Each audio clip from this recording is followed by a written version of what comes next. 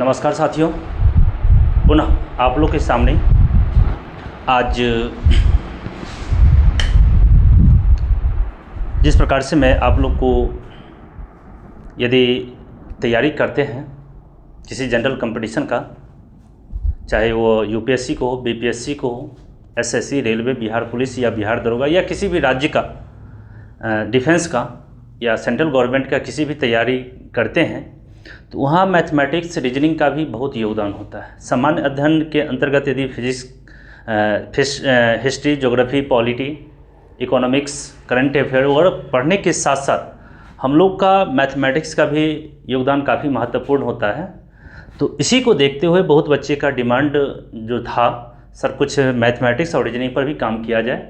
हम लोग का मैथ बहुत ही कमज़ोर है और देखा भी जाता है, क्योंकि जब हम बच्चे से मिलना होता है, बच्चे से जब क्लास में मिलते हैं तो मैथमेटिक्स और रीजनिंग का जो बेसिक चीज़ होती है वो बहुत काफ़ी कमज़ोर होता है। और जैसा कि आप लोग जानते भी है, विदाउट बेसिक नॉलेज आप कभी भी अच्छे प्रॉब्लम को, अच्छे रीजनिंग के प्रॉब्लम को सॉल्व नहीं कर सकते हैं। तो बेसिक चीज़ बहुत ही मायने रखती है। तो बहुत बच्चे का डिमांड ऑनलाइन और ऑफलाइन दोनों पे था, सर कुछ समय बेसिक क्लास पर दिया जाए, जिससे हम लोगों को किसी भी चैप्टर को स्टार्ट करते हैं तो उसमें परेशानी नहीं हो, या परेशानी जो होती है उसको आप कुछ क्लासों में उसको हल कर दिया जाए। तो उसी बच्चे को ध्यान में रखते हुए आप बहुत बच्चे होंगे जो हमारे वीडियो देख रहे होंगे, तो बहुत सा बेसिक कंसेप्ट क्लियर होगा। मैथमेटिक्स सिर्फ मैथमेटिक्स पाते होंगे और सवाल को सॉल्व करते होंगे। लेकिन कुछ बच्चे ऐसे हैं जहाँ पर बच्चे को संख्या, अंक, जोड़, घटाव, भिन्न का एलसीएम, एचसीएफ, घात और करनी, प्रॉब्लम को सॉल्विंग, सिंपल जो लीनियर इक्वेशन होता है, क्वाड्रेटिक इक्वेशन होता है, बहुत सी समस्या होती है बच्चे को। तो इस बच्चे को पॉइंट ऑफ व्यू को ध्यान में रखते हुए आप लोग के सामने इस वीडियो लाने का उद्देश्य यही था। तो जो भी बच्चे जानते हैं या नहीं जानते हैं, बहुत ही गौर से मेरी क्लास को देखेंगे।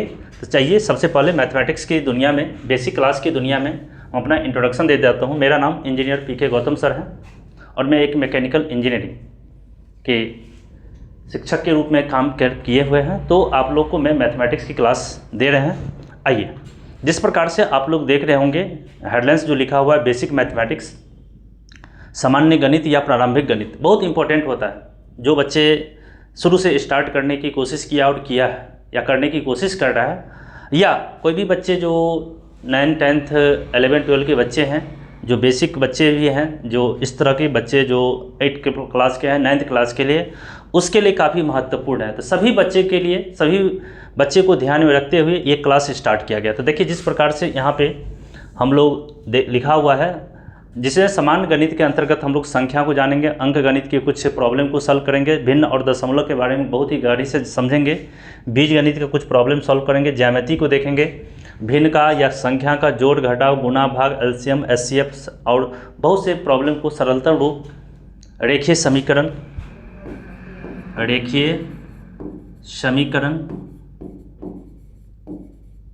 द्विघात समीकरण, द्विघातीय समीकरण, त्रिघातीय समीकरण,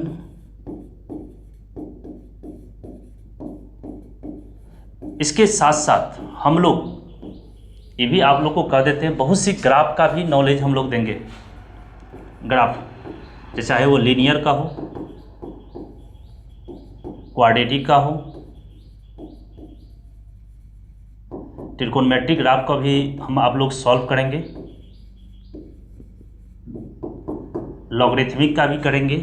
जो आप लोगों के हर एक पॉइंट ऑफ व्यू से जहाँ भी हो, जितने भी ग्राफ, क्योंकि आजकल मैथमेटिक्स जो है ग्राफ पर भी सॉल्व होता है। हम लोग तो बच्चे से सिर्फ जो अंक गणित या संख्या के आधार पर प्रॉब्लम को जो सॉल्व करते हैं वहीं तक हम लोग निर्भर रहते हैं। लेकिन बहुत सा ऐसा सवाल है, ऐसा प्रॉब्लम है, कंपटीशन में जब बैठेंगे तो ग्राफ यदि आप देख रहे हैं तो टू द पॉइंट, जो सवाल संख्यात्मक रूप से या संख्या के हेल्प से जो सवाल 2 मिनट में बनाएंगे, 3 मिनट में बनाएंगे, वो 10 सेकंड में बनने वाला होता है। देख के आप सवाल को आंसर बता देंगे। वो भी आपको बेसिक मैथमेटिक्स के अंतर्गत ग्राफ के माध्यम से हम लोग सवाल को देखेंगे। तो चलिए, ये चीज़ हमारा बेसिक चीज़ है। बेसिक मैथमेटिक्स है, ये सब सिलेबस है, वो सबको पढ़ेंगे, बहुत ही बारीकी से आप लोग पढ़ेंगे, समझेंगे। बहुत ही अस्थिर से समझाने की कोशिश करेंगे।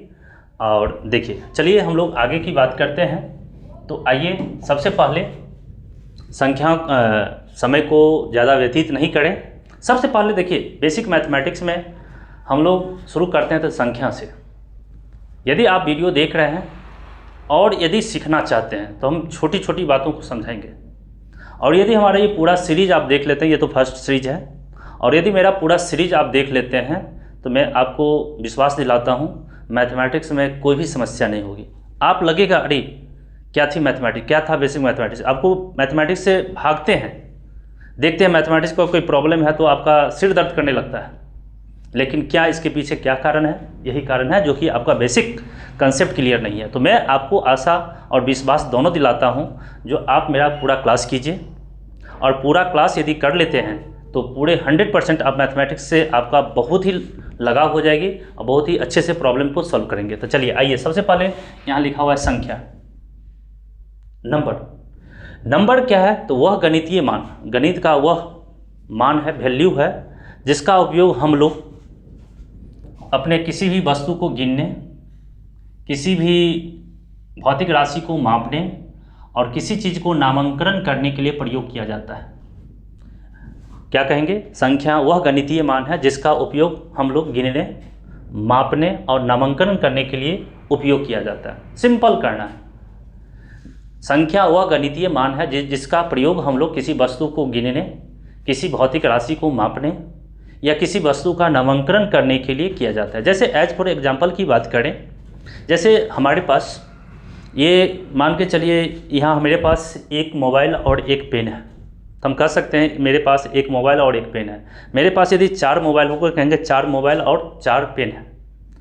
अब इसके बाद ये हो गया गिनने और मापने की बात करेंगे, तो ये मेरे पास मोबाइल है, इसका यदि वजन देखा जाए तो कहेंगे ये 200 ग्राम का है। तो क्या 200 ग्राम एक प्रकार की संख्या हो गया? तो किसी वस्तु को मापने के लिए, गिनने के लिए और नामांकन करने के लिए, जैसे मान के चलिए किसी क्लास में कुछ बच्चे हैं तो उसको काउंट करेंगे, 20 बच्चे हैं, 10 लड़कियां हैं, 15 लड़के हैं, 2 टीचर हैं, तो कहीं ना कहीं संख्या का ही उपयोग किया जा रहा था। तो संख्या मैथमेटिक्स का वह मान है जिसके द्वारा किसी वस्तु को गिनने, किसी भौतिक राशि को या वस्तु को मापने और नामांकन करने के लिए उपयोग किया जाता है। अब आइए, बहुत सा बच्चे कभी कभी अंक और संख्या में भी डिफ्रेंशिएट नहीं कर पाता है। तो अंक क्या होता है? डिजिट। ये अंक को इंग्लिश में कहते हैं डिजिट, और संख्या को हम लोग कहते हैं नंबर। तो याद रखेंगे, संख्या और नंबर में क्या होता है। देखिए, अंक जो होता है ना, गणित का एक मूलभूत बिंदु होता है। कोई भी पूछे जाए अंक क्या होता है, तो गणित का मूलभूत या मौलिक, गणित का मौलिक बिंदु होता है, मौलिक बिंदु होता है।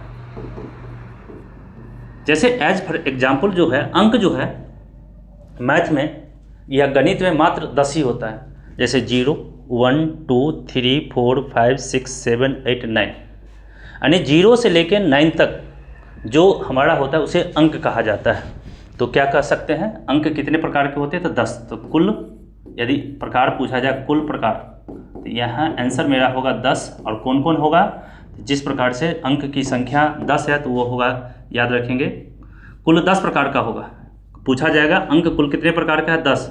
और 10 प्रकार का क्या नाम है? तो एक होगा, जैसे 10 है तो कौन कौन होगा? तो 0, 1, 2, 3, 4, 5, 6, 7, 8 और 9।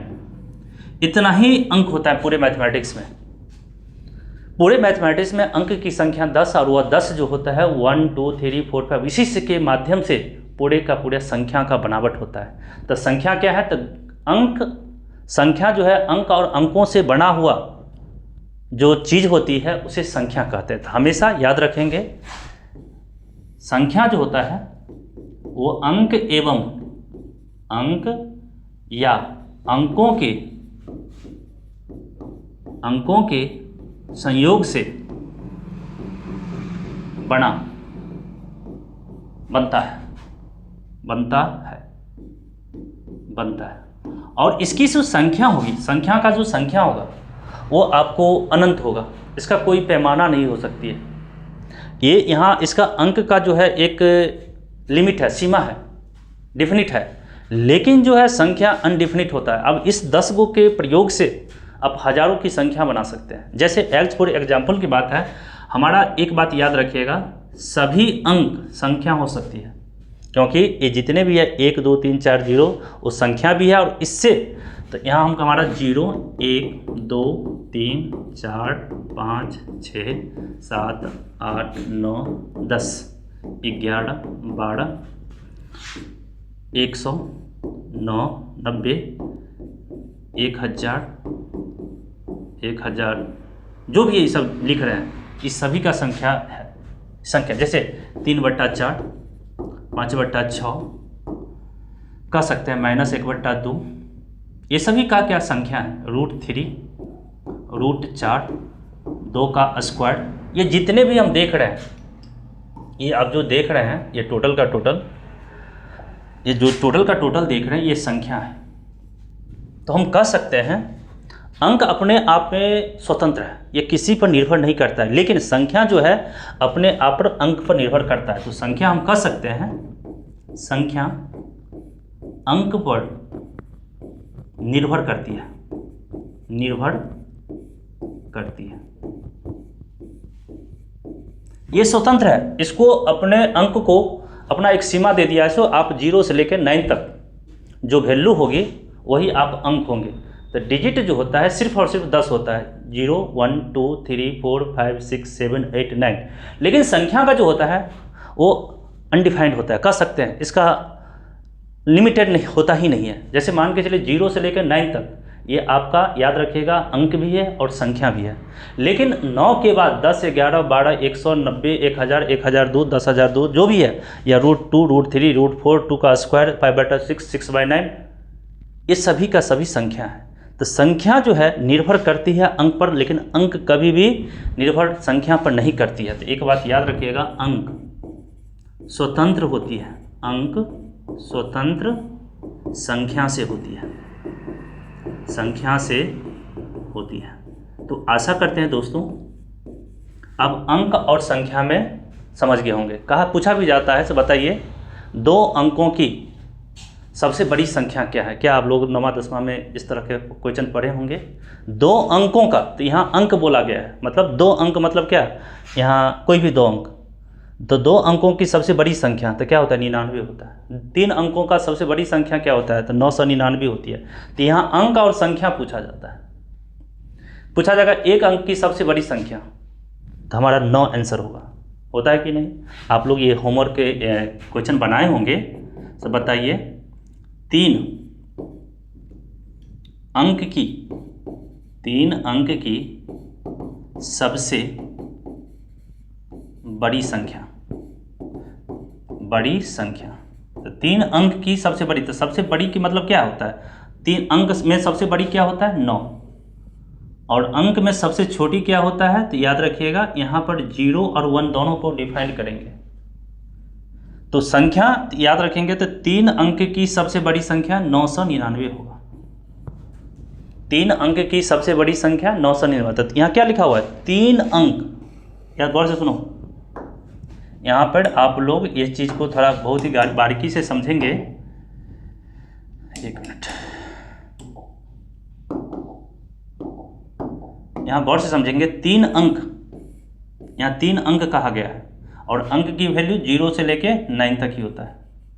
तो 3 अंक की सबसे बड़ी संख्या, संख्या तो अनंत होती है, तो 999 जो है अपने आप में संख्या है और 999 ये अपने आप में अंक है। तो इस तरह से मुझे आशा करते हैं संख्या भी समझ गए होंगे, अंक भी समझ गए होंगे। अब आइए हम लोग जो अगला पॉइंट है वो है संख्या का प्रकार। बहुत क्वेश्चन पूछा जाता है, हम लोग खैर सिर्फ याद कर लेते हैं। अंक बहुत प्रकार, संख्या बहुत प्रकार की होती है।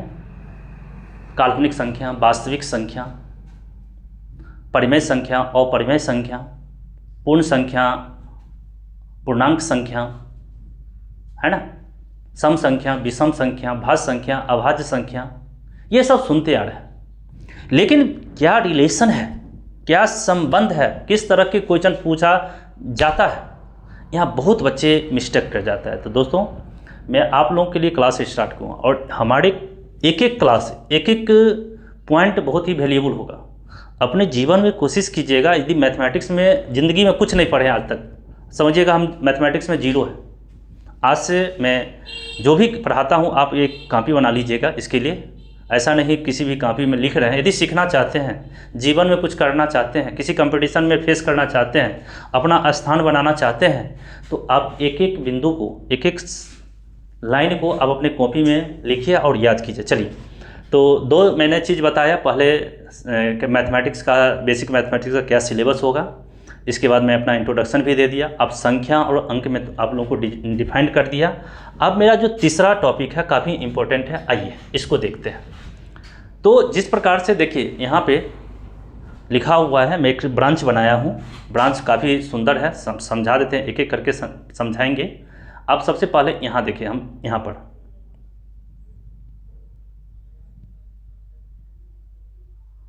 देखिए, पहले सबसे पहले हम यहाँ समझने की कोशिश करेंगे संख्या का प्रकार। क्या लिखा हुआ है? संख्या का प्रकार। एक मिनट, यहाँ लिखा हुआ है संख्या का प्रकार। तो संख्या जो है मूल रूप से दो प्रकार का होता है, एक काल्पनिक संख्या और एक वास्तविक संख्या। गौर से समझेंगे। एक होता है आपका काल्पनिक संख्या, इमेजिनरी नंबर। इसका एक नंबर में डिफिनीशन है, जो संख्या या जो ऋणात्मक काल्पनिक संख्या के एक ही डिफाइंड है, वो सभी ऋणात्मक संख्या जो वर्गमूल के अंदर हो। देखिएगा, मेरा एक लाइन का डिफिनीशन है, आप आज इसको समझ गए तो समझिएगा, काल्पनिक संख्या समझ गए। वह सभी ऋणात्मक संख्याएं, वह सभी ऋणात्मक संख्याएं जो वर्गमूल के अंदर हो, काल्पनिक संख्या कहलाते हैं। देखिए, जो ऋणात्मक संख्याएं, जो ऋणात्मक संख्या या ऋणात्मक संख्या ऐसे लिखेंगे, ऋणात्मक संख्या जो वर्गमूल का मतलब होता है इस तरह से मैथमेटिक्स में, वर्गमूल के अंदर हो, उसे काल्पनिक संख्या कहते हैं। काल्पनिक संख्या कहते हैं। देखिए एग्जाम्पल से, देखिए मैथमेटिक्स में क्या है, एग्जाम्पल जितना हम करेंगे उतना कंसेप्ट क्लियर होगा। जैसे एज फॉर एग्जाम्पल के अंदर मान के चलिए, जैसे रूट अंडर -1, कोई क्या है कि कहेंगे imaginary number IN, imaginary, I for imaginary, और इमेजिनरी का जो हिंदी होता है वो काल्पनिक होता है। काल्पनिक का मतलब जो है संभव नहीं है, इमेजिनेशन कर रहे हैं। तो ये सब कभी भी आप मैथमेटिक्स में इस चीज़ को कभी नहीं देखेंगे। आप 11-12 के स्टूडेंट होंगे साइंस में, तो एक चैप्टर है कॉम्प्लेक्स नंबर। तो कॉम्प्लेक्स नंबर में क्या होता है, इमेजिनरी नंबर और रियल नंबर के संयोग से ऐड या सब्ट्रैक्शन जब कर दिया जाता है, मल्टीप्लिकेशन या डिवीजन कर दिया जाता है, तो उसे हम लोग कहते हैं कॉम्प्लेक्स नंबर। कॉम्प्लेक्स थोड़ा जटिल हो जाती है। तो हमारा जो सिलेबस है आप लोग को कंपटीशन में, वो इमेजिनरी नंबर कम पढ़ना है, थोड़ा बहुत कहीं कहीं प्रयोग हो जाए, लेकिन हमारा जो वास्तविक रूप से वास्तविक संख्या पर ज़्यादा फोकस करना है competition of point of view से। तो अब हम लोग संख्या के प्रकार में सबसे पहले एक जो भाग है काल्पनिक संख्या, उसको समझने की कोशिश करेंगे। काल्पनिक संख्या, इमेजिनरी ऋणात्मक संख्या जो वर्गमूल के अंदर हो उसे काल्पनिक संख्या कहते हैं। जैसे रूट अंडर -1, रूट अंडर -1 अपने आप में एक, रूट अंडर -1 मैंने बताया, रूट अंडर -1 एक प्रकार का इमेजिनरी नंबर है। इसके बाद हमसे पूछा जाए root under -10 variable imaginary number है, रूट अंडर -16 ये भी रूट अंडर इमेजिनरी नंबर है, लेकिन हमसे ये पूछ दिया जाए माइनस रूट नंबर 16, ये याद रखिएगा इमेजिनरी नंबर नहीं है दोस्तों। क्यों? क्योंकि यहाँ पर जो ऋणात्मक संख्या, यहाँ ऋणात्मक संख्या रूट के अंदर नहीं है, 16 है, और पूरा का पूरा रूट अंडर 16 जो है उसका निगेटिव है। मतलब कि रूट अंडर के अंदर, रूट अंडर निगेटिव है, लेकिन रूट अंडर के अंदर जो संख्या है वो ऋणात्मक नहीं है, निगेटिव नहीं है। इसलिए देखने को तो लग रहा है सो -√16, यहाँ पर √−16 या √−10 या √−1, ये हमारा टोटल का टोटल इमेजिनरी नंबर होगा, काल्पनिक संख्या होगा। लेकिन जब रूट अंडर के बाहर यदि ऋणात्मक संख्या हो जाए तो कोई फर्क नहीं पड़ता है, वो आपका एक प्रकार की वास्तविक संख्या के कैटेगरी में चली जाएगी। एक दो एग्जाम्पल और यदि हमको देखना है तो देख सकते हैं। देखिए, यदि हमसे पूछा जाए √−2, ये भी आपका इमेजिनरी नंबर होगा। ये जब हमारा चैप्टर पूरा ख़त्म हो जाएगा ना, तब हम इस पर सवाल भी देखेंगे। फाइनली करके हम आज पूरा कोशिश करते हैं आपको संख्या का पूरा अच्छे से और जितने भी प्रकार की संख्या है उसको डिफाइन करने की। आप वीडियो पे बने रहिए, हो सकता है थोड़ा कुछ लंबा वीडियो बन जाए, लेकिन आपको बहुत सा संख्या के बारे में आज क्रिस्टल क्लियर करना ही होगा। तो यहाँ पर -√, तो देखिए यहाँ पर ये सबसे पहले √अंडर के अंदर निगेटिव हो गया तो ये इमेजिनरी हो गया।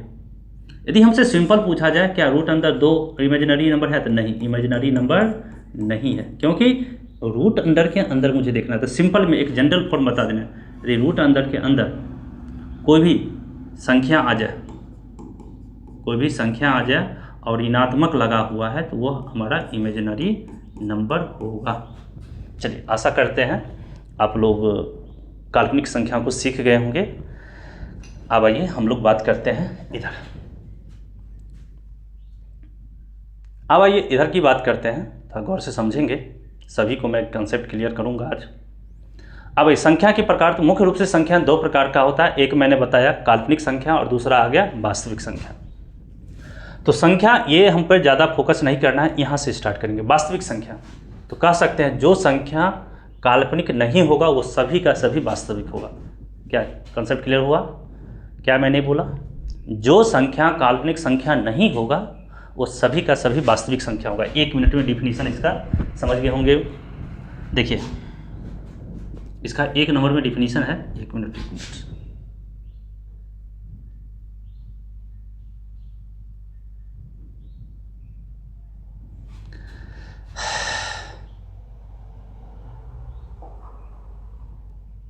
समझिए, कहना है जो संख्या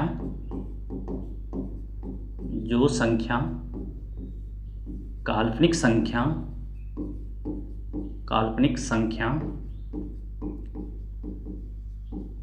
नहीं होगी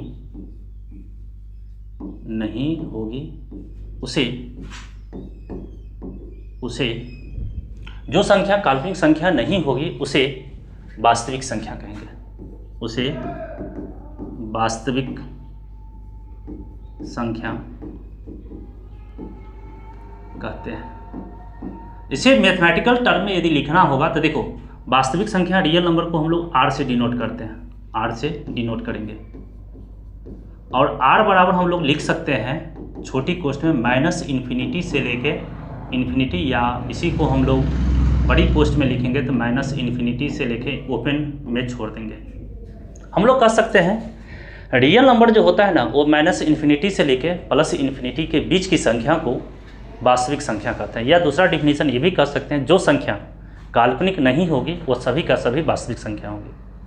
अब इसका मैथमेटिकल डोनेशन है, वास्तविक संख्या को R से डिनोट किया जाता है, और ये वास्तविक संख्या निगेटिव और पॉजिटिव दोनों होगा। पॉजिटिव और निगेटिव दोनों संभव है, दोनों होता है। याद रखेंगे, जितने भी पॉजिटिव हो, निगेटिव हो, फ्रैक्शन में हो, जो भी हो, जीरो भी एक प्रकार की वास्तविक संख्या है। एक ऐसे मेरे पास क्लास होगी, काफ़ी डिटेल्स बात करेंगे जीरो के बारे में।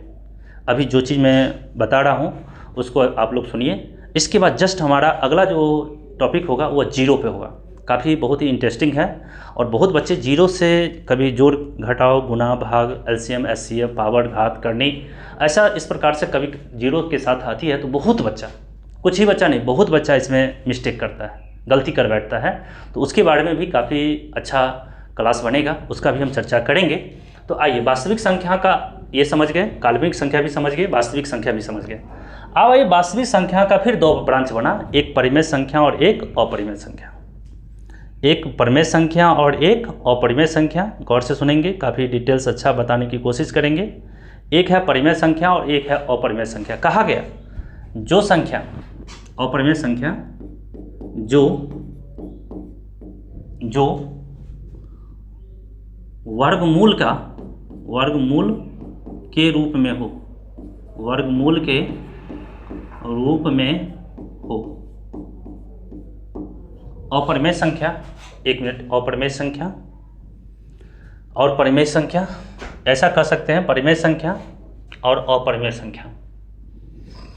तो जो वर्गमूल के रूप में हो, ये नहीं, जो ऐसा कर सकते हैं जो वर्गमूल के रूप में हो, जैसे मान के चलिए √2, √3, √4 नहीं होगा क्योंकि √4 जो है 2 हो गया, और √2 जो है एक प्रकार की परिमेय संख्या हो गया, याद रखेंगे। तो जिस वर्गमूल का पूर्ण वर्गमूल संभव है, गौर से सुनिएगा, जिस वर्गमूल का पूर्ण वर्गमूल संभव है वो आपका अपरिमेय संख्या नहीं होगी, और इसके सिवा जितना भी होगा सभी का सभी अपरिमेय संख्या होगा। वेरी वेरी इंपॉर्टेंट है, फिर से समझने की कोशिश करेंगे। जो वर्गमूल के रूप में हो, जैसे √2, √3, √4 नहीं संभव है, ये नहीं है। यदि हमसे पूछा जाए √5 है, यस सर, √6 होगा, √7 यस, √8 7, लेकिन हमसे ये पूछा जाएगा √9 नहीं, √9 का वर्गमूल 3 है, इसलिए यह आपका अपरिमेय संख्या नहीं है। परिमेय संख्या वह संख्या हो जाता है जो p/q के रूप में हो, वर्गमूल के रूप में नहीं हो। तो परिमेय संख्या के बारे में भी थोड़ा हम चर्चा करेंगे, अभी इतना समझ जाइए, जो वर्गमूल के रूप में हो और पूर्ण वर्गमूल नहीं हो। जैसे √10 यस होगा, क्या √1 होगा, यस होगा। फिर हम लोग आगे चैप्टर आएगा परिमेय संख्या का जोड़, अपरिमेय संख्या का घटाव, अपरिमेय संख्या का गुना, ये सब काफ़ी आगे की बात है। ये हम सभी चीज़ आप लोग को कभी कभी ये भी होगा, सो √2 गुने √3 कितना होगा सर, √5 होगा या √6 होगा, √2 गुने √2 कितना होगा, ये सब अलग ऑपरेशन है। ये थोड़ा आप इंतजार कीजिए, 1-2-3 क्लास के बाद हम इस पर भी काफ़ी, ऐसा नहीं मैं अपरिमेय संख्या बताया तो ये कंसेप्ट क्लियर हो गया, नहीं, काफ़ी डीपली चीज़ पढ़ाना है, यही तो है मैथमेटिक्स, बेसिक मैथमेटिक्स। मैं तो इस क्लास में सिर्फ और सिर्फ आप लोग को कोशिश किया सिर्फ बेसिक मैथमेटिक्स पढ़ाने का, और एक एक संख्या को काफ़ी डिटेल्स में बताएंगे, और फिर पुनः हम बताएंगे जब ऑपरेशंस करेंगे सभी संख्या का। अब आइए, तो इसी तरह से हम लोग √1 का वैल्यू 1 होता है, तो यह हमारा याद रखेंगे अपरिमेय संख्या नहीं है। तो यहाँ सब याद रखिएगा, √1, √4, √9 ये सब अपरिमेय संख्या नहीं है। जैसे एग्जाम्पल में बता देते हैं, जैसे √1, √4, √9, √16, √25, √36, ये सभी का सभी अपरिमेय संख्या नहीं है। ये सभी का सभी अपरिमेय संख्या नहीं है, क्योंकि ये सब पूरा का पूरा एक वर्गमूल के रूप में, पूर्ण वर्गमूल के रूप में है। जैसे √1 का वैल्यू 1 होता है, √4 की वैल्यू 2 होता है, √9 की वैल्यू 3 होता है, √16 की वैल्यू 4 होता है, √25 की वैल्यू 5 होता है, √36 की वैल्यू 7 होता है, √49 की वैल्यू 7 होता है, √64 की वैल्यू 8 होता है, √81 की वैल्यू 9 होता है। तो ये सभी संख्या जो होती है ना, वो अपरिमेय नहीं हुआ। लेकिन परिमेय की क्या डेफिनेशन है, तो देखिए यहाँ पर कंडीशन है, जो संख्या p/q के रूप में हो, जो संख्या p/q के रूप में हो उसे हम लोग क्या कहते हैं, जो संख्या p/q के रूप में हो उस संख्या को हम लोग कहते हैं परिमेय संख्या। जो संख्या p/q के रूप में हो, अब यहाँ पर कंडीशन लगा दिया, अब यहाँ p और q के रूप में होगा, क्या सभी का सभी होगा, नहीं, यहाँ पर एक लगा देंगे, p और q एक प्रकार का इंटीजर होगा। इंटीजर का मतलब पूर्णांक होगा, यहाँ पर पूर्णांक होगा। इंटीजर क्या है हम इस पर चर्चा करेंगे, यहाँ पर हम काफ़ी डिटेल्स बात करेंगे। इंटीजर होना चाहिए, इंटीजर क्या है, और दूसरी कंडीशन ये होना चाहिए, जो संख्या p/q के रूप में हो और p और q को क्या होना पड़ेगा, इंटीजर होना पड़ेगा। p और q को क्या होना पड़ेगा, इंटीजर होना पड़ेगा, और q को कभी भी 0 नहीं होना पड़ेगा, यानी ये कभी भी 0 नहीं होगा, क्योंकि p/0 यदि हो जाए, q यदि 0 हो जाए तो वो अनडिफाइंड हो जाएगी, संभव ही नहीं है वो संख्या बन पाएगी। इसलिए परिमेय संख्या तो ठीक है p/q के रूप में होगा, लेकिन यहाँ दो कंडीशन p और q आपको एक इंटीजर होना चाहिए, पूर्णांक होना चाहिए। और क्या है पूर्णांक, इस पर मैं 2 मिनट में चर्चा कर रहा हूँ। और क्यू, पी और क्यू इंटीजर है, जीरो भी हम जानते हैं इंटीजर, लेकिन क्यू को कह दिया, ठीक है इंटीजर तो होना चाहिए, लेकिन अब जीरो को यहाँ पर निगलेक्ट कर देना होगा, क्योंकि जीरो भी एक प्रकार का इंटीजर है। और जब जीरो एक प्रकार के इंटीजर है तो यहाँ पर हम जब कह दिए एक प्रकार से पी और क्यू इंटीजर होना चाहिए, तो यदि यहाँ जीरो दे देंगे तो पी और क्यू बाय जीरो अनडिफाइंड हो जाएगा। इसलिए दूसरा कंडीशन क्या लगा दिया, क्यू कभी भी जीरो नहीं होगा। तो वही कहना, जो संख्या पी बटा क्यू के रूप में होगा और पी क्यू इंटीजर होना चाहिए और क्यू कभी भी जीरो नहीं हो, तो उस संख्या को परिमेय संख्या कहते हैं। जैसे जितने भी संख्या, जैसे एग्जाम्पल की बात करेंगे यहाँ पे, तो 1 2 3 1/2 3/4 5/6 -3 -3/4 -11/2, ये जितने भी बता रहे हैं रूट नहीं होना चाहिए। कहीं भी यदि किसी प्रकार का रूट आ जाती है तो फिर वह चला जाएगा अपरिमेय संख्या में। तो ये आप याद रख लीजिए, परिमेय संख्या भी, वास्तविक संख्या भी समझ गए, परिमेय संख्या भी समझ गए, अपरिमेय संख्या भी समझ गए। अब आइए फिर यहाँ पर अपरिमेय संख्या को मैं छाँटता हूँ और दूसरा जो ग्रुप आ जाती है, देखिए पहले संख्या का दो पार्ट, काल्पनिक संख्या और वास्तविक संख्या, फिर वास्तविक संख्या का दो ब्रांच, एक परिमेय संख्या और अपरिमेय संख्या। परिमेय संख्या क्या होता है मैंने बता दिया, फिर बताएंगे आगे भी। अपरिमेय संख्या को क्या होता है उसके बारे में बात की। अब आइए परिमेय संख्या को फिर दो भाग में बांटा गया, दो भाग में बांटा गया। क्या है दो भाग, तो देखिए सभी बच्चे अपना नोट करते जाइए, क्योंकि सीखना है तो नोट तो करना ही होगा, क्या तो नोट करना होगा। तो देखिए हमारे पास अब परिमेय संख्या के बारे में फिर हम इसको तोड़ते हैं। तो देखिए गौर से सुनिएगा, यहाँ पे मैं इसको एक्सपेंड करता हूँ।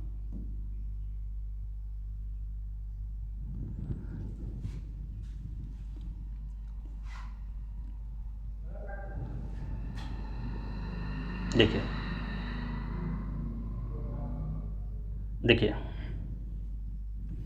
अब परिमेय संख्या को भी हम लोग क्या किए, दो भाग में बांटे हैं। आप लोग को लगता होगा थोड़ा डिफ़िकल्ट है, डिफ़िकल्ट तो है नहीं, बहुत ही आसान है थोड़ा।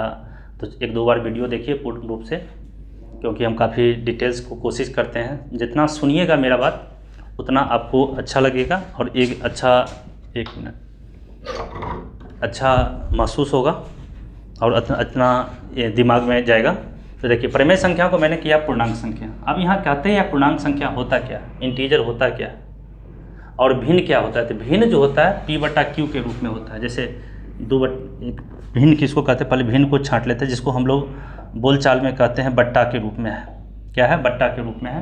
तो जैसे 3/4 1/2 5/7 -9/4 11/3 -12/6 या 5 -1/10 2/6 11/17 25/26 26/25, ये जितने भी देख रहे हैं वो भिन्न के रूप में है। इसी का मुझे काफ़ी आगे चल के जोड़ घटाव गुना भाग एलसीएम एचसीएफ पढ़ना है और मैथमेटिक्स में ये काफ़ी महत्वपूर्ण रखता है। तो भिन्न क्या होता है, जो पी बटा क्यू के रूप में हो, तो जो बटा पी बटा क्यू और इस तरह के जो कटे नहीं सिंपलेस्ट रूप में हो, तो भिन्न ऐसा कहते हैं। और पूर्णांक क्या कहता है, तो देखिए ये जो है काउंटिंग नंबर, याद रखिएगा काउंटिंग नंबर जिसको हम गिनती करते हैं। काउंटिंग नंबर मतलब जो गिनने वाली संख्या हो, जैसे 1 2 3 4 5 6 7 8 9 10 11 12, that is called counting number. तो काउंटिंग नंबर का पॉजिटिव वैल्यू, काउंटिंग नंबर का negative value including zero, all are called पूर्णांक या इंटीजर। नहीं समझे होंगे। काउंटिंग नंबर किसको कहते हैं, जिसको हम गिनते हैं, जैसे 1 2 3। तो पूर्णांक क्या होता है, याद रखेंगे counting number, negative counting number,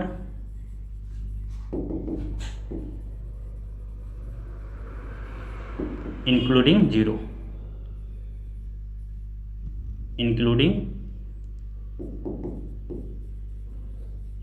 zero.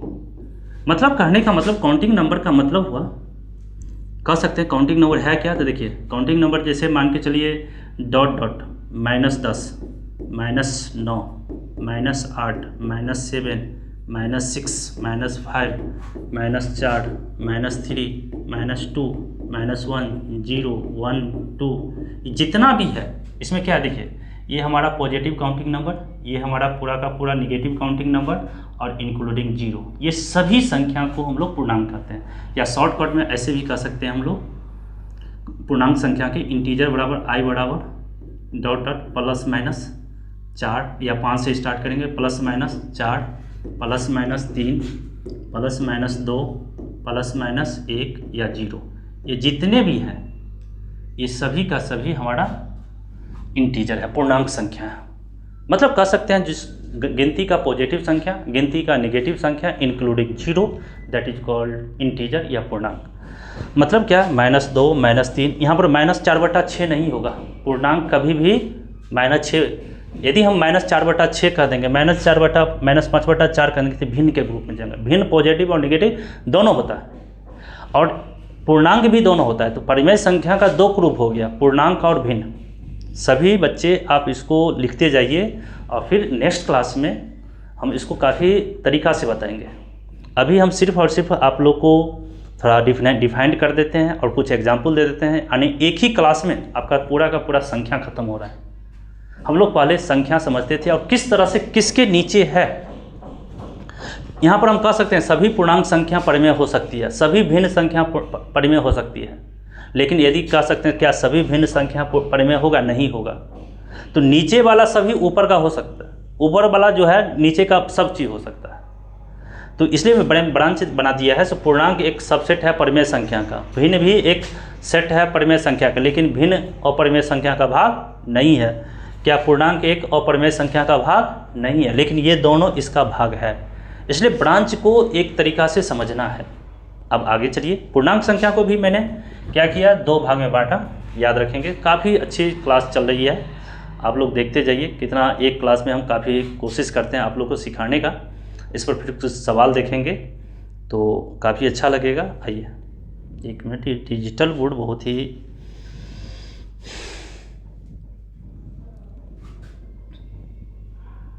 आइए, लास्ट है, कुछ देर का और की क्लास है। आइए अब हम बात करते हैं पूर्णांक संख्या के 2 भाग हो गया, ऋणात्मक पूर्णांक और पूर्ण संख्या। देखिए गौर से सुनिएगा, यहाँ पे ऋणात्मक पूर्णांक, तो नाम है ऋणात्मक। ऋणात्मक मतलब होता है निगेटिव। ऋणात्मक मतलब क्या होता है, निगेटिव। ऋणात्मक मतलब निगेटिव, निगेटिव मतलब माइनस, निगेटिव मतलब माइनस। तो इस सभी में से सिर्फ और सिर्फ निगेटिव संख्या को लेके ले लीजिए सभी, तो उसी को कहते हैं ऋणात्मक पूर्णांक। जैसे -1 -2 -3 -4 -5 -6, ये डॉट डॉट डॉट जहाँ तक जाएगा, ये सभी का सभी आपका ऋणात्मक पूर्णांक संख्या हो गया। हमसे ये पूछा जाए, बताइए -10 क्या कौन सी संख्या है, तो कहेंगे सर ऋणात्मक पूर्णांक संख्या है। ये भी कह सकते हैं ये पूर्णांक है, ये भी कह सकते हैं एक प्रकार का परिमेय संख्या है। तो ये -10 जितने भी है इसका ग्रुप से लेके जा सकते हैं, ब्रांच तक जा सकते हैं। यदि -10 हमसे पूछा जाए क्या है, तो कहेंगे ऋणात्मक पूर्णांक है, और ये अपने आप में पूर्णांक भी है, परिमेय संख्या भी है। लेकिन नीचे हम ये नहीं कह सकते हैं ये प्रकार की प्राकृतिक संख्या, क्योंकि इसका अलग ब्रांच है। तो या ब्रांच को भी याद रखेंगे, एक बार हम इसको रिव्यू भी कर देंगे। तो क्या हो गया, ऋणात्मक पूर्णांक मतलब ऋणात्मक मतलब निगेटिव माइनस। तो पूर्णांक संख्या जो सभी का सभी ऋणात्मक -1 से लेके -∞ तक, हम कह सकते हैं -1 to -∞ तक जितने भी वैल्यू होगा सबका सब आपका ऋणात्मक पूर्णांक होगा। अब आइए पूर्ण संख्या, जिसको इंग्लिश में कहते हैं होल नंबर। क्या नाम कहते हैं, होल नंबर। और होल नंबर पूर्ण संख्या जो होता है उसमें कहा गया कि काउंटिंग नंबर, इसका डिफिनीशन है काउंटिंग नंबर इंक्लूडिंग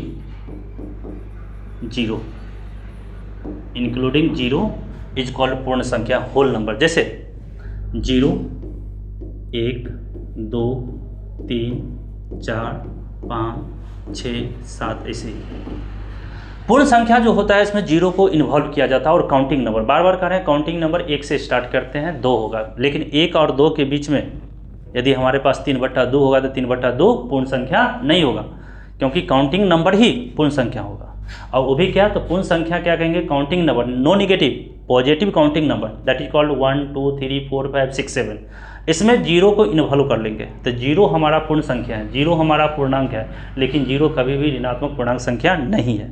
अब से ये पूछा जाए, बताइए 0 क्या है, ऋणात्मक है कि धनात्मक है कि दोनों में से कुछ नहीं है। कमेंट बॉक्स में आप कमेंट कीजिए। पहला कमेंट, 0 ऋणात्मक है या 0 धनात्मक है या जीरो न्यूट्रल है, कुछ नहीं है। अदरवाइज यानी क्वेश्चन बन गया जीरो नेगेटिव या पॉजिटिव या नाइदर नेगेटिव नॉर पॉजिटिव। ये क्वेश्चन आपके पास है हमारे इस जीरो को बताइए। अब आइए तो पूर्ण संख्या में कौन कौन आ गया, 0 1 2 3 4 5 6 7 8 9।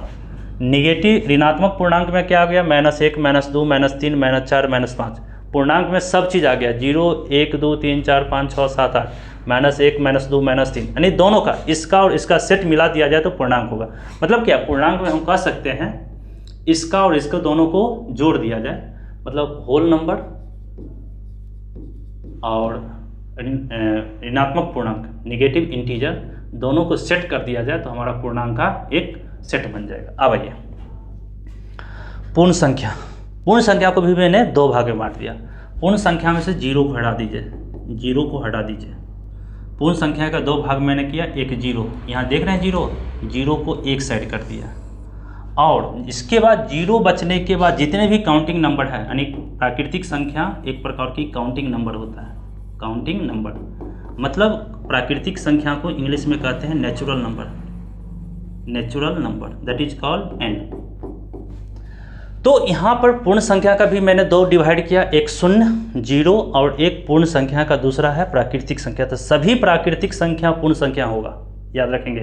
ये सभी क्वेश्चन बनते हैं जब जाइएगा एग्जामिनेशन देने के लिए, तो इस तरह का स्टेटमेंट दिया रहता है। उस स्टेटमेंट्स में से कौन सही है कौन गलत है, क्या किसका मिलान है, क्या कह रहा है, वो सब निकालना पड़ेगा। और ये सवाल तभी बनेगा जब तक आपको ये पूरे प्लांट सीरीज क्लियर नहीं होगा, तब तक नहीं बन पाएगा। तो कह सकते हैं सभी प्राकृतिक संख्याएं पूर्ण संख्या होगा, लेकिन सभी पूर्ण संख्या प्राकृतिक संख्या नहीं होगा, क्योंकि सभी पूर्णांक संख्या में से सभी पूर्ण संख्या में से जीरो को तो हटा दिया गया।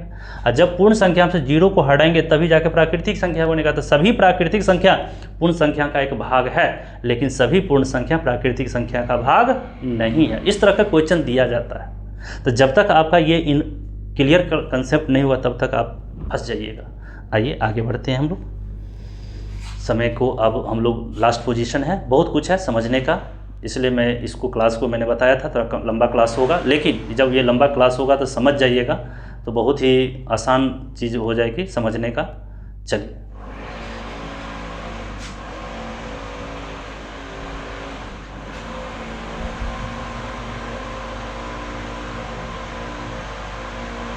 अब आइए हम लोग इसको देखते हैं। तो नेचुरल नंबर का जो सेट बनेगा वो बनेगा 1 2 3 4 5 6 7 8 9 और 10, इसी तरह से आगे चलते रहेगा। फिर प्राकृतिक संख्या को दो भाग में बांट दिया गया, सम संख्या और विषम संख्या। तो हम लोग बच्चे से ही पढ़ते आ रहे हैं, सम संख्या वह संख्या होता है जो दो से पूर्ण तरीका से कट जाए, शेष नहीं कुछ बचे, उस संख्या को कहते हैं सम संख्या। किसमें? प्राकृतिक संख्या में लगाएंगे। प्राकृतिक संख्या में जब हम दो से भाग लगाएंगे और जब कोई शेष नहीं बचे तो उस स्थिति में हम लोग सम संख्या कहेंगे, और जब शेष बच जाए एक दो से भाग लगाने पर तो वह भी सम संख्या होगा।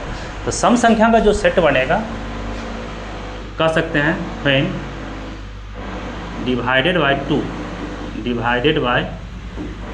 2 देन नो रिमाइंडर, और then remainder is 1, then remainder is 1। और यहाँ पे क्या कहेंगे, when divided by 2 then remainder, remainder का मतलब होता है शेष, रिमाइंडर बराबर 0। जैसे एज फॉर एग्जाम्पल की बात करेंगे, सम संख्या में सभी बच्चे जानते होंगे सम संख्या को इवन नंबर कहते हैं, इवन नंबर। और इसका एग्जाम्पल होता है 2 4 6 8 10, सब बच्चा जानते होंगे, 12 14 16। लेकिन मैं आप लोगों को जो बच्चा नहीं जानते हैं उसके लिए तो ये समझिए अमृत है मैथमेटिक्स सीखने के लिए, और सीखना ही पड़ेगा। यदि मैथमेटिक्स, मैं बार बार कह रहा हूँ, यदि मैथमेटिक्स सीखना पड़ेगा, सीखने चाहते हैं तब, यदि नहीं सीखने चाहते हैं तो कोई बात नहीं है, आप जो कर रहे हैं करिए, जो पढ़ना है पढ़िए। लेकिन यदि मैथमेटिक्स के दृष्टि में या मैथमेटिक्स के दुनिया में आप यदि अच्छे से ज्ञाता बनना चाहते हैं, धुरंधर बनना चाहते हैं, जादूगर बनना चाहते हैं, तो आपको ये सब चीज़ पर ध्यान होना चाहिए, याद होना चाहिए, तभी जाके आप ये कंसेप्ट क्लियर कर पाइएगा, अदरवाइज संभव नहीं है। तो आइए, विषम संख्या व्हेन डिवाइडेड, जब किसी नेचुरल नंबर को प्राकृतिक संख्या को, यदि देखिए इंग्लिश में नहीं समझ में आ रहा है तो मैं हिंदी भी बोल देता हूँ। जब किसी प्राकृतिक संख्या को जब 2 से डिवाइड किया जाता है और यदि वह शेष 1 आ गई तो वह विषम संख्या कहलाएगी, और जब किसी प्राकृतिक संख्या में 2 से भाग देने पर वो रिमाइंडर यानी शेष नहीं कुछ आए तो वो विषम संख्या आएगी। जैसे 2, 4, 6, 8, 10, 12, 14, 16, 18, 20 ऐसे ही चलते रहेगा। और विषम संख्या जब किसी प्राकृतिक संख्या में 2 से भाग देंगे तो उसका रिमाइंडर 1 आ जाए, शेष 1 आ जाए, तो उस स्थिति में वह प्राकृतिक संख्या विषम संख्या कहलाएगा। और जब क्वेश्चन बनाएंगे कहिएगा सर इस सब का इंपॉर्टेंस कहाँ है दोस्तों, जब आप सवाल या चैप्टर उठाएंगे ना तो वहाँ पर आएगा लैंग्वेज में सम संख्या, विषम संख्या का सेट, अभाज्य संख्या का, तो वहाँ पर आप लोगों को दिमाग काम नहीं करेगा ये अभाज्य संख्या कहाँ से आ गया, विषम संख्या कहाँ से आ गया। तो ये जब आप जानते रहेंगे तो वहाँ विदिन 10 सेकेंड आप सवाल को बना लेंगे बहुत ही आसानी से। तो चलिए आइए, फिर आइए सब संख्या और विषम संख्या को मैंने बताया। विषम संख्या के जो सेट बनेगा वो 1, 3, 5, 7, 9, 11, 13, 15, 17 इसी तरह से चलते रहेगा। अब आइए सम संख्याओं को भी मैंने यहाँ पर 2 तरीक़ा से इसको डिवाइड किया। सम संख्या को भी 2 भाग में बांट किया, भाज्य संख्या और अभाज्य संख्या। गौर से समझिएगा। पहले सम संख्या, भाज्य संख्या क्या कहता है, तो कहता है एक ऐसी सम संख्या जो स्वयं से और 1 से डिवाइड हो जाए और किसी एक अन्य से और भी डिवाइड हो जाए, उसे हम लोग भाज्य संख्या कहेंगे। और जो संख्या स्वयं से और 1 से भी डिवाइड हो और किसी अन्य संख्या से डिवाइड नहीं हो, उसे हम अभाज्य संख्या कहते हैं। देखिए भाज्य संख्या, जो संख्या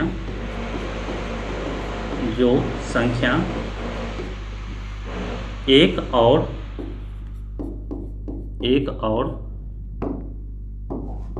और स्वयं के सिवाय किसी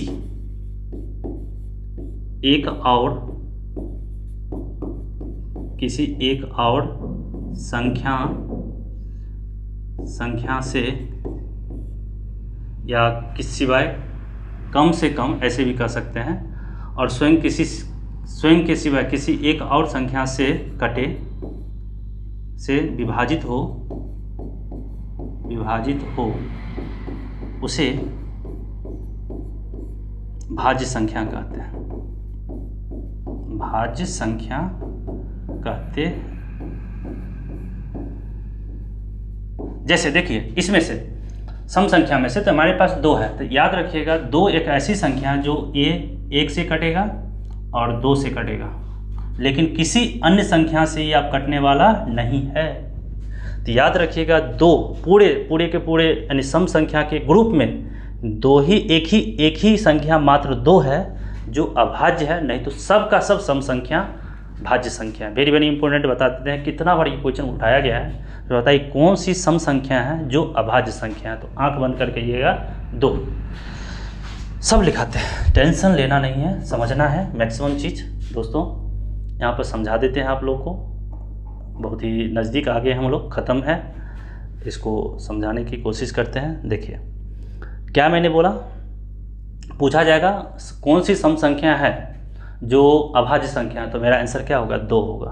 क्यों, सो देखिए 2 एक ऐसी संख्या है, 2 एक ऐसी आपका संख्या है, गौर से समझेंगे, 2 एक ऐसी सम संख्या है, 2 एक ऐसी सम संख्या जो सिर्फ और सिर्फ 1 से कटेगा, सिर्फ और सिर्फ 2 से कटेगा, लेकिन और 1 और 2 के बाद 2 किसी एक संख्या से नहीं कटेगा। तो मैंने क्या बताया था, भाज्य संख्या वो होना चाहिए जो 1 से और स्वयं से कटे, इसके बाद कम से कम एक और संख्या से जाके कट जाए, तो वो होगा भाज्य संख्या, अदरवाइज अभाज्य संख्या। तो 2 के बारे में याद रखिएगा, 2 एकमात्र सम संख्या है जो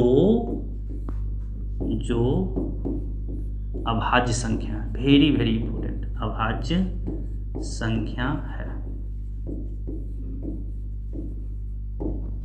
अभाज्य संख्या है। और इधर भाज्य संख्या में, सम संख्या में 2 के छोड़कर यानी हमारा जितने भी होगा एग्जाम्पल में सम संख्या के रूप में, तो 4, 6, 8, 10, 12, 14, 16, 18 इस सभी का सभी जितने भी है वो सम भाज्य संख्या है। तो याद रखेंगे, वेरी वेरी इंपॉर्टेंट है। सम संख्या को भी मैंने दो भाग में बांटा, भाज्य संख्या और अभाज्य संख्या। मैंने बताया भाज्य संख्या एक ऐसी संख्या होती है जो एक और स्वयं के कटने के बाद किसी एक और कम से कम संख्या से कटे, कम से कम एक, 2 से भी कटे, 3 से भी कटेगा, 4 से भी कटेगा, सबसे चलेगा, लेकिन कम से कम 3 इसका गुणनखंड होना चाहिए। वो कोई भी सम संख्या जिसका एक से स्वयं से तो खुद कटेगा और कम से कम एक और से कट जाए, वो संख्या हमारा क्या कहलाता है, भाज्य संख्या। अदरवाइज जो संख्या या जो सम संख्या एक से और अपने आप से कटे, किसी अन्य से नहीं कटे, वो हमारा अभाज्य संख्या होता है। और सम संख्या के ग्रुप में देखा दिया जाए तो पूरे सम संख्या के सीरीज में मात्र यही 1-2 संख्या है जो एक आपका प्राइम नंबर है, दैट इज कॉल्ड अभाज्य संख्या है। अदरवाइज जितने भी सम संख्या सभी का सभी हमारा भाज्य संख्या है। क्या सीख गए होंगे? जैसे फॉर एग्जाम्पल में 4, 6, 8, 10, 12, 14, 16, 18 सभी का सभी सब भाज्य संख्या है और ये आपका 2, 1 मात्र सम संख्या है। आइए, आशा करते हैं बहुत समझ रहे होंगे आप लोग। इसके बाद मैं 1-2 क्वेश्चन भी आपके पास छोड़ूंगा और सभी को आप नोट करते जाइए, स्क्रीनशॉट लेते भी जाइए। अब विषम संख्या, विषम संख्या when divided by 2 then remainder is 1 is called विषम ओड नंबर। फिर ओड नंबर को मैंने क्या किया, 3 भाग में बांटा। तो याद रखिएगा 1 के बारे में एक बात याद रखिएगा, 1 न तो भाज्य संख्या है न अभाज्य संख्या। 1 न तो भाज्य संख्या है, भाज्य संख्या है और ना ही अभाज्य संख्या। वेरी वेरी इंपॉर्टेंट, अभाज्य संख्या है। तो पूछा जाएगा एक क्या है, तो न तो भाज्य संख्या है न तो अभाज्य संख्या है। 2 क्या है, अभाज्य संख्या है। याद रखिएगा, 1 न तो भाज्य संख्या है न तो अभाज्य संख्या है, न तो भाज्य है न तो अभाज्य है, न तो भाज्य है न तो अभाज्य है। 2 क्या है, सिर्फ और सिर्फ अभाज्य संख्या है। इसके बाद यहाँ पर देखिए 3 से लेकर 17 जितने भी सम संख्या, इसको फिर 2 भाग में बांटेंगे। तो भाज्य संख्या की बात करेंगे तो देखिए गौर से सुनिएगा, यहाँ पर 3 अभाज्य संख्या होगा। क्यों, सो मैं बता रहा हूँ। देखिए यहाँ पर सभी बच्चे इसको नोट कर लीजिए, इस पर हम बात करते हैं। इसके बाद हम आप लोग को क्वेश्चन भी देंगे। देखिए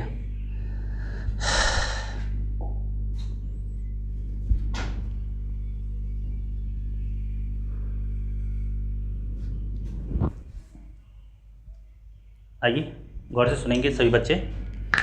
अब हम लोग बात करते हैं विषम संख्या में कौन भाज्य संख्या है। देखिए, तो भाज्य संख्या के बारे में जो मैंने आपको बताया, विषम संख्या में से चुनना है।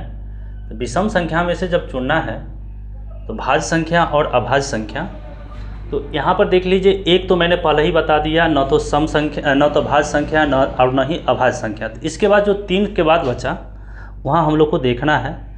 तो देखिए, देखना है तो इस बात पर थोड़ा चर्चा कर लेते हैं। भाज्य संख्या तो 3 बताइए, 3 जो है सिर्फ और सिर्फ 1 से कटेगा और 3 से कटेगा। क्या किसी एक संख्या से कटे और कटेगा? तो नहीं। तो 3 हमारा हो गया भाज्य संख्या। इसके बाद 4 नहीं है, 5 में भी देखेंगे तो आपका अभाज्य संख्या ही है, 1 से कटेगा और यह 5 से कटेगा। 7 भी देखेंगे तो सिर्फ 7 1 से कटेगा। और बताइए, और 7 जो है 1 से कटेगा और 7 से कटेगा। इसके बाद देखो 9। अब 9 देखेंगे तो देखिए 9 जो है 1 से भी कटेगा, 3 से भी कटेगा और स्वयं से भी कटेगा। तो बताइए आप 9 क्या होगा? एग्जाम्पल से देखिए भाज्य संख्या, क्योंकि भाज्य संख्या का डिफिनीशन है वह संख्या जो 1 से स्वयं के सिवा कम से कम किसी एक से और कटे। तो यहाँ क्या हो रहा है, 3 जो है 9 1 से भी कट रहा है, 9 से भी कट रहा है, लेकिन एक संख्या और है जो कट रहा है 9 से, वो 3 से। इसलिए हम कह सकते हैं 9 जो है आपका एक भाज्य संख्या है। इसके बाद 11 की बात करेंगे तो ये सिर्फ भाज्य संख्या है, अभाज्य संख्या है। इसके बाद 13 भी है अभाज्य संख्या। लेकिन 15 की बात करेंगे तो देखिए 15 1 से भी कटेगा, 3 से भी कटेगा, 5 से भी कटेगा और 15 से भी कटेगा। ये हमारा भाज्य संख्या। तो इस प्रकार से दोस्तों आप किसी संख्या को देख के कह सकते हैं तो कौन भाज्य है और कौन अभाज्य है। और एक बात याद रखिएगा, जब एक नोट में बता देता हूँ, नोट जब आप लोग एलसीएम निकालते हैं, एलसीएम में जब जब डिवाइड करते हैं आप लोग, जैसे डिवाइड करते हैं तो वो किस संख्या से करते हैं, तो भाज्य संख्या से ही डिवाइड किया जाता है, भाज्य संख्या से। याद रखिएगा, जैसे मान के चलिए 4, 6, 3 का एलसीएम निकालना है तो सबसे पहले हम 2 से ट्राई करते हैं, ना कि हम 4 से, 6 से, 3 से नहीं करते हैं। पहले कम से कम छोटा अभाज्य संख्या क्या है, तो 2 है, तो 2 से जब डिवाइड किए तो यहाँ हो गया 2, यहाँ हो गया 3 और यहाँ हो गया 3। अब इसके बाद हम लोग 3 से डिवाइड करते हैं तो 2, 1, 1। यहाँ 2 और 3 या और अन्य भी कितना भी संख्या होगा, देखिएगा किसी भी हम एलसीएम निकालते हैं तो एलसीएम में कभी ना कभी हम लोग देखते हैं कोई ना कोई भाज्य संख्या से ही डिवाइड किया जाता है, न कि अभाज्य संख्या से किया जाता है। और ये अभाज्य संख्या का जो रूप होता है वो जैसा होता है उसी तरह से हम लोग देखेंगे, जो कॉमन होता है। तो इसी तरह से ये हो गया। तो अब आइए, इतना हम लोग आशा करते हैं आप लोग पूरा डिटेल्स देख लिए होंगे, काफ़ी अच्छा लगा होगा क्लास। फिर एक बार इसको मैं रिवीजन करा देता हूँ। देखिए, तो काफ़ी गहराइयों से मैंने आपको चर्चा किया है, आप सभी इसको देख लीजिए, काफ़ी लंबा क्लास हुआ है। इस सभी को आपको स्क्रीनशॉट ले लीजिए और एक बार 2 बार जितना भी मन हो वीडियो को देखिए और एक एक अपनी भाषा में भी इसको नोट करने की कोशिश कीजिए। नोट कीजिएगा तो और बेहतर तरीक़ा से समझ में आएगा। मैंने जितना हुआ आपको संख्या के बारे में और विभिन्न प्रकार की संख्या था उसके बारे में डिटेल्स बताने की कोशिश किया। और क्या कहें, आपको मेरा जो अगला क्लास होगा उस पर देखेंगे, कुछ सवाल बनाएंगे और अगला जो क्लास होगा मेरा वो जीरो पर आधारित होगा, क्योंकि जीरो भी अपने आप में बहुत बड़ा कंसेप्ट है। आर्यभट्ट साहब ने जीरो की खोज किया था और जानते भी हैं। जीरो अपने आप में, यदि मैं लेक्चर देना शुरू करूँ जीरो के बारे में तो कम से कम 2 घंटा का लेक्चर है जीरो पर। कहिएगा कैसे सर, जीरो तो कुछ नहीं है। अरे बहुत कुछ है, पूरे मैथमेटिक्स को इधर से उधर करने के पावर रखता है। इसके जीरो में इतना पावर है जो पूरे मैथमेटिक्स को घुमा देगा। इसलिए जीरो का कंसेप्ट आपको क्लियर होना चाहिए। तो आप लोग आशा कीजिए जितना जल्दी हो सके मैं जीरो पर कंसेप्ट दूं। लेकिन जाने से पहले आप लोग मुझे एक सवाल में दे रहा हूं, क्योंकि जब हम पढ़ाए हैं तो कुछ क्वेश्चन तो बनता ही है। इस क्वेश्चन को आप लोग सॉल्व करके मुझे कमेंट बॉक्स में इसका आंसर बताना है। पहला नंबर 1, 1 से 50 के बीच सभी भाज्य संख्या की भाज्य संख्याओं की संख्या लिखें। मतलब क्या वो यानी कितना होगा, मतलब 1 से लेकर 50 के बीच में संख्या है तो 1 से 50 के बीच में सभी भाज्य संख्या, कुछ ना कुछ भाज्य संख्या होगा, उसकी गिनती बताना क्या वो भाज्य संख्या, कितना भाज्य संख्या है। दूसरा ये बताना है 1 से 50 के बीच सभी अभाज्य संख्याओं की संख्या लिखना है। तीसरा क्वेश्चन ये बताना है 50 से 100 के बीच सभी सम भाज्य, यहाँ लिख दिया है सम का, लिखे हैं सम विषम सभी की बात नहीं किया है, सिर्फ सम भाज्य संख्याओं की संख्या लिखे। इसके बाद यहाँ पे चौथा सवाल 50 से 100 के बीच सभी विषम भाज्य संख्याओं की संख्या लिखे। पाँचवा 50 से 100 के बीच सभी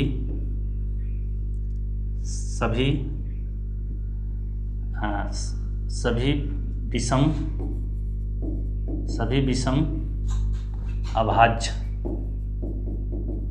संख्याओं की संख्या लिखे। इस तरह से 5 क्वेश्चन हैं, देखते हैं। लगेगा 5 मिनट, कोई बात नहीं है। आप लिख के समझ के लिखिए। इससे क्या होगा, आपका भाज्य अभाज्य पूरा क्लियर हो जाएगा। और क्वेश्चन पूछा भी जाता है बीपीएससी वगैरह में, एसएससी, रेलवे, बैंकिंग वगैरह में।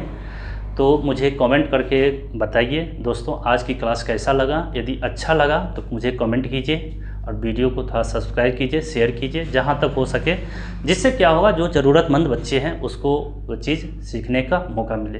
धन्यवाद, आपने अंत तक क्लास में देखा, इसके लिए बहुत बहुत धन्यवाद। फिर मिलते हैं बहुत जल्दी।